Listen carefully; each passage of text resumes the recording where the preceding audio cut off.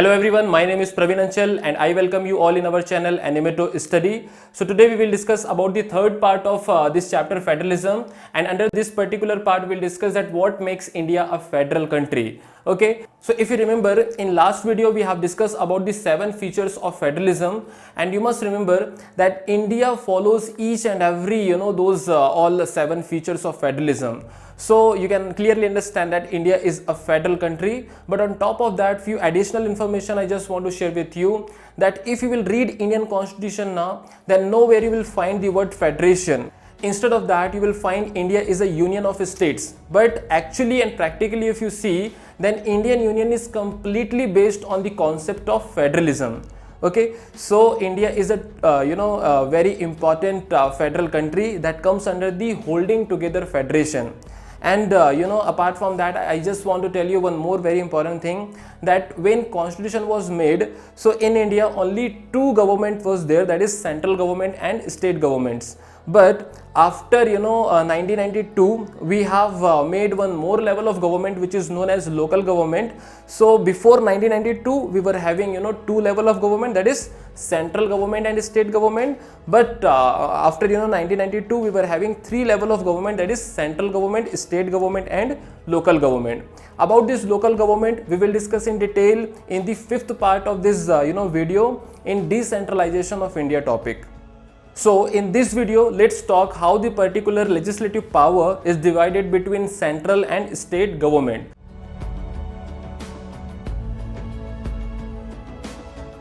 So let's look at this particular division. So here, division of legislative powers. So what is the meaning of legislative? Legislative means the rules and regulation.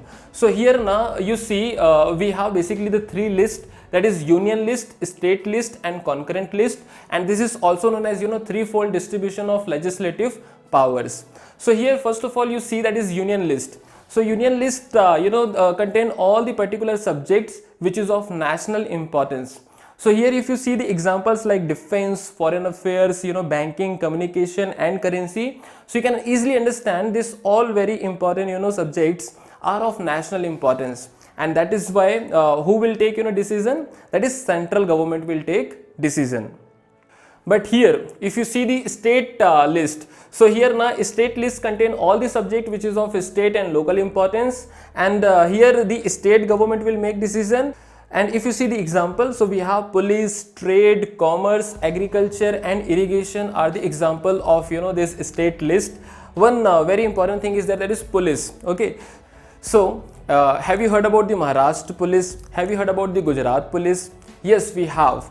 That is why this police comes under the state list. But we have never heard that Indian police. We have heard that Indian army. So you can see under the defense, army, navy and all other particular air force will come under this union list, fine, whereas police will come under the state list. There is one more interesting subject is there in state list, that is agriculture.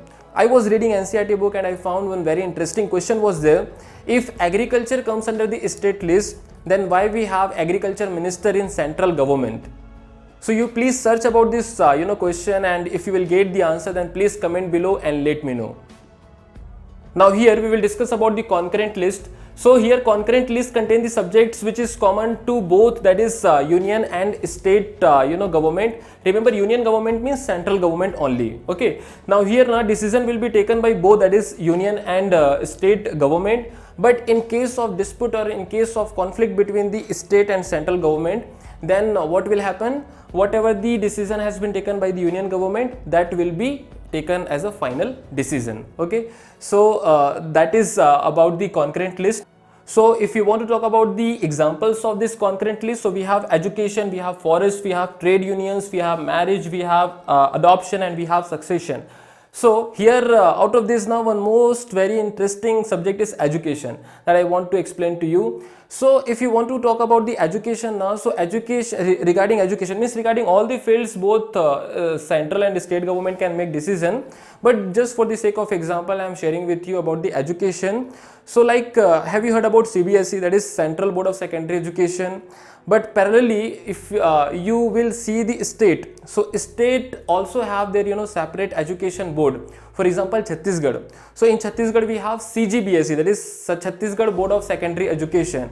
So you see at national level we have CBSE, that is Central Board of Secondary Education, and state level we have also, that is Chhattisgarh Board of Secondary Education. So you can understand regarding education, both central and state government can make decision, and similarly about this other subjects also, both central and state government can make decision.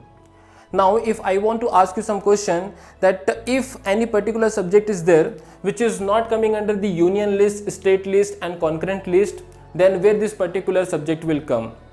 So the answer is, this all subjects or this all particular fields which are not there in union list, state list and concurrent list will come under the residuary subject. You can see at the bottom we have written here.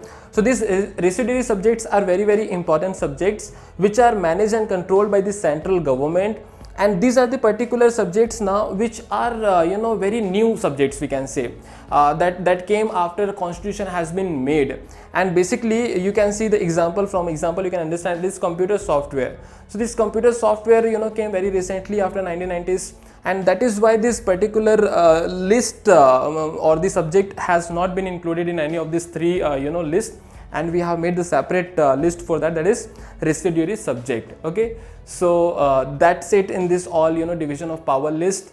And the next very important topic will start under this video, that is the interesting facts about the state and union territories of India. So let's start it.